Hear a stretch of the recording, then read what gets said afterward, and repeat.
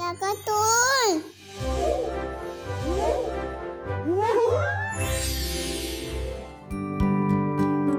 ඔන්න එකමත් එක කාලෙක ලස්සනම ලස්සන ගමක පුංචි ඌරු පැටව 3 දෙනෙක් ජීවත් වුණා.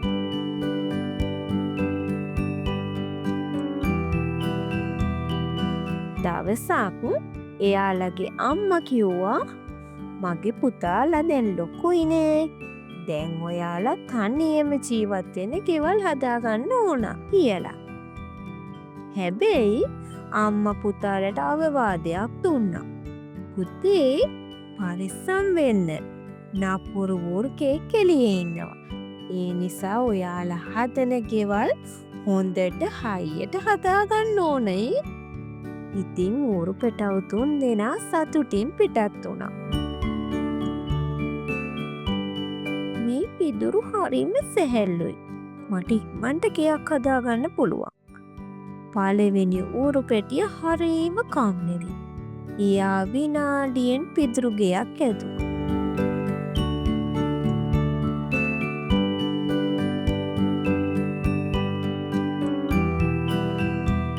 හැබැයි ඔන්න එතෙන්ට නපුරු ඌරුකයා ආවා.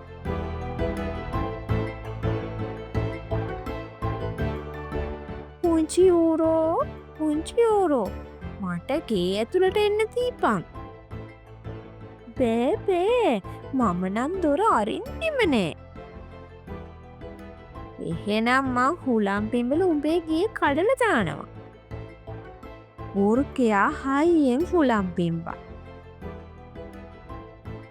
එක පාරටම පිදුරුගේ අහසට ගියා. ඌරු පැටිය බයේ දුවන්න ගත්තා.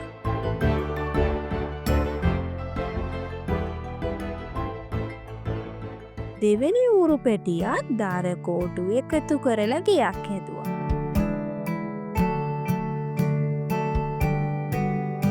මේ දාර කෝටු පිදුරු වලට වඩා හයියයි. මගේ ගේ කාටවත් කඩන්න බෑ. එහෙම කියලා ඌරු පැටිය සතුටින් හිටියා. හැබැයි ටික වෙලාවකින් කැලෑව මැදින් නපුරු ඌරුකයා එතනට ආවා. පුංචි ඌරෝ දොර ඇරපන්. බෑ මගේ ඇඟේ මයිල් ගහක්වත් අල්ලන්න මම ඉඩ දෙන්නේ. ඌරුකයා ආපහු හයියෙන් පිම්බා. දාර කෝටුගේ කැඩිලා වැටුණා.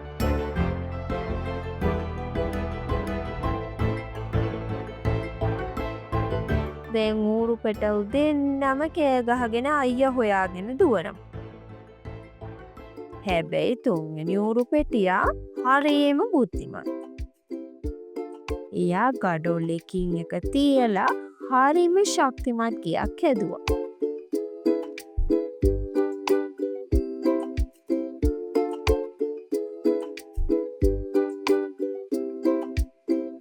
එයාගේ මල්ලිල දුවගෙන ඇවිත් ගේ ඇතුළට ගියා.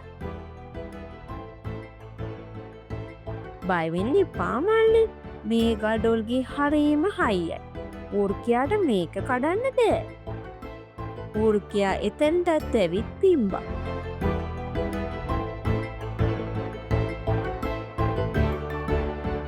ඒත් ගඩොල්ගේ හෙල්ලුනේවත් නෑ. ඌරුකයාට දැන් හොඳටම කේන්ති. පිටිපියව් මම වහලට නැගලා චිමිනියෙන් ඇතුළට එන්නම්.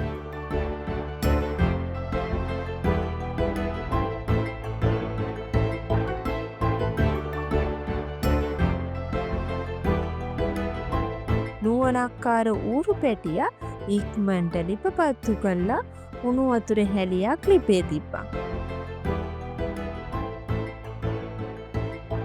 ඌරුකයා චිමිනිය දිගේ පහළට පැන.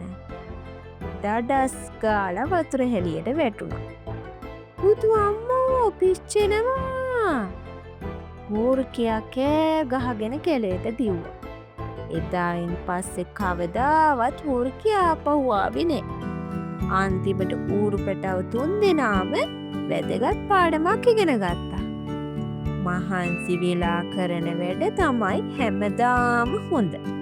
එදා ඉඳලා සහෝදරයෝ 3 දෙනා ගඩොල් ගෙදරට වෙලා ගොඩාක් සතුටින් ජීවත් වුණා.